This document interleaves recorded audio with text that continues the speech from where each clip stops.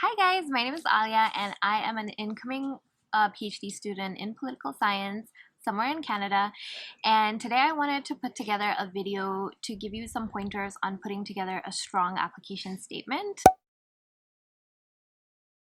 As usual, I have my computer with me because I have notes that I'm gonna probably look at over the course of this video. But before I get into it, I just want to say that I hope that everyone is doing what they can to abolish the police. I'm going to leave some links in my description of organizations that are doing great work, reading material, that type of thing. I'm still educating myself on abolition, and I think we all have a part to play in a racism-free world, and so that's one of the things that we can do. Please excuse the background noise. I tried to take this video inside, but I'm using my phone, so best quality of video is taken outdoors because of the natural light. So if there's background noise, please just excuse me. I'm sure at some point I will upgrade my equipment, but for now, bear with me. So let's get into it. Now, before I talk about content and formatting, I think that I should just give you some general tips. Some of the things that I'm going to tell you are going to be super obvious, so just let it serve as a reminder. I'm sure that if you're thinking of applying to a master's or a PhD program, you kind of already have a sense of what you need to do. So I'm just trying to help you out here. Okay, general tips. Number one is, if you have decided on a program or a number of programs, I highly encourage you to call the program to ask them what their requirements are. Very often, in fact, I would even say more often than not, there's a discrepancy between the instructions that you're going to find online and the instructions that the school is gonna give you. And so just save yourself time, save yourself money, save yourself a lot of heartache just by calling to clarify. It will also give you that boost of confidence that you're doing what is required. You're doing the right thing when you're putting together your application statement. Number two, I'm just gonna say this because sometimes I forget, follow the instructions. So look for instructions in terms of content and formatting. There might be very specific requirements that you need to follow. They also might be very general. So do what the instructions say is what I'm trying to say. Alrighty, so the other thing is, I just want to say that I think that when I was applying for both my master's and my PhD, the application process was exactly identical. So if you're applying for a PhD, do what worked for you when you applied for your master's.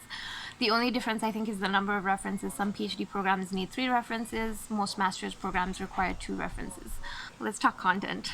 There's 3 things that I'm gonna, sorry, not 3, there's 4 key points that I want to kind of share with you in terms of putting together a strong application statement. These are things that I did both times that I applied for a master's and a PhD program, but again, speak to more than one person. Talk to everyone you knew who applied for grad school and they'll give you tips. These 4 guidelines are to make your application statement as specific as possible, to make it very well researched, to make it as personal as possible, and to make it well written. And let's talk about what that means in a little bit of detail.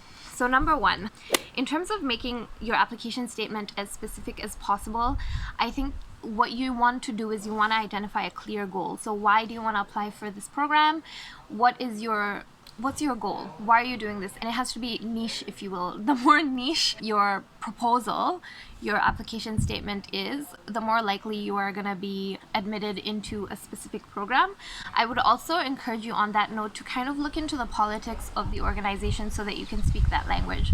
So the school that I applied to is very social justice-y, so I used very social justice-y language. But when I applied for my master's, the school that I was applying to basically was very, I want to say more business focused. So you just want to speak that language because you want to appeal to the applications committee. Just another note, I think it's important to go for open houses and things just so that you know that you're compatible both in terms of the program but also the people who are in the program. You don't want to get stuck in a school where you're a token minority. Anyway, that's not what this video is about. Just to summarize, that number 1 point is to make your application statement as specific as possible and to ensure that your goal is as clear as possible, that you've identified a niche. You gotta do number 2, which is to make your application statement as well researched as possible. So a well researched application statement has a lot of sources, for sure, and these sources are gonna draw on all the key thinkers in that field, in that discipline. You should be able to situate your niche or your interest in that. Let's talk about number 3. Number 3 is to make your application statement as personal as possible. So I've seen a lot of memes on Twitter about how college applications, university applications really expect people to put a lot of trauma porn on their application statements, and this is true, and it's not always the best case scenario, but I think that it's a great thing that racialized people are reclaiming narratives about their communities, about their histories, about their identities. And so I think that the way to do that in a way that appeals to the applications committee, and what I did was to situate your experience in that research that you were doing, because that's the difference between like a diary entry, like, oh, my Tuesday sucked, or my lived experience just sucks, and a project that is academic in nature and that is highly analytical and interesting in that way. Okay, so number 4. I think we're on number 4. Number 4 is that your application statement, this goes without saying, needs to be really well written. And there are 2 things that I really highly encourage you to do so that your application statement is well written. Number 1 is that you want to ask your references to read it over if they can, because they're going to give you a lot of really insightful opinions, just good feedback, because they probably are already PhD graduates and they have gone through this process not once but twice, because they probably also have a master's degree. And number 2 is even more important. Ask someone who is not in your field or your discipline to look over your application statement, and you want to ask them a couple of questions that I have here. Number 1 is, are there issues with grammar? Are there issues with flow? Is the writing clear? Are there any things that I need to work on in terms of just the quality of the language, the quality of the writing? Number 2 is to ask them to summarize what they read so that you get a sense of how clearly you've articulated yourself in your application statement. And then number 3, I think, is the most important, and it's to ask them if the voice in your application statement is confident. Do you demonstrate that you are you've done your homework, number 1, but that you are skilled and equipped to do this research? Are you skilled and equipped to be a high quality researcher or scholar in that field, for whether it's like a 1 or 2 year master's program or like a 6-7 year PhD program? It's important to have a confident, a bold statement of interest, and the person who's reading it is going to be able to tell you that, so make sure you ask them. So that's all I can tell you in terms of content. I can't tell you what to put in your personal statement because it's personal. However, I will say that you should try to be as specific, well-researched, personal, and well-written as you possibly can. Now, let's talk a little bit about formatting. So I am a little bit of a formatting nerd, and I wanted to include these tips because I did not learn them in an academic environment. And I know a lot of you are going to be applying straight from another, from school. You might have just finished your master's and now you're applying for a PhD. So these are things that I learned from working with either clients or from working in a professional environment. Number 1, again, is to read all the instructions. They might have really specific instructions even about things like which font you should use, font size, margins, those types of things. And that's not where you want to go wrong. That's not where you want to lose your chance at getting enrolled in a program that you're really, really interested in. And number 2, so this is something I learned from my friend Johanna. I don't know if she watches these, but I hope she does, is that you should name the file for your application statement, your name, program, application statement. So for me, it would be Aaliya Khan, Ryerson University, School of Urban and Regional Planning, application statement. It's a little bit long, but you abbreviate things. And so every time they see your application statement in their folder of application statements, they're gonna see your name. It's gonna it's gonna ring a bell. And it's like a little psychological thing. I would hope that everyone puts their name on application statements, but if it doesn't, then that's just of benefit to you.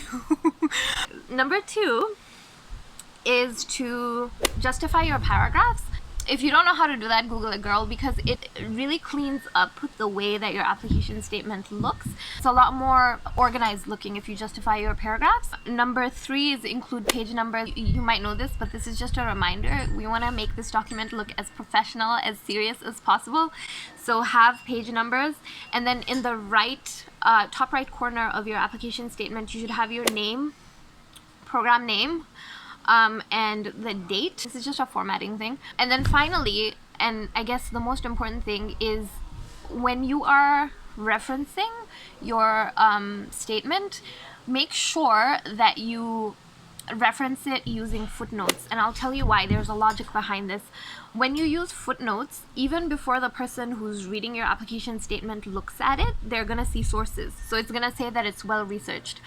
When they see sources, it's gonna tell them that you've done your homework, and that's super, super important.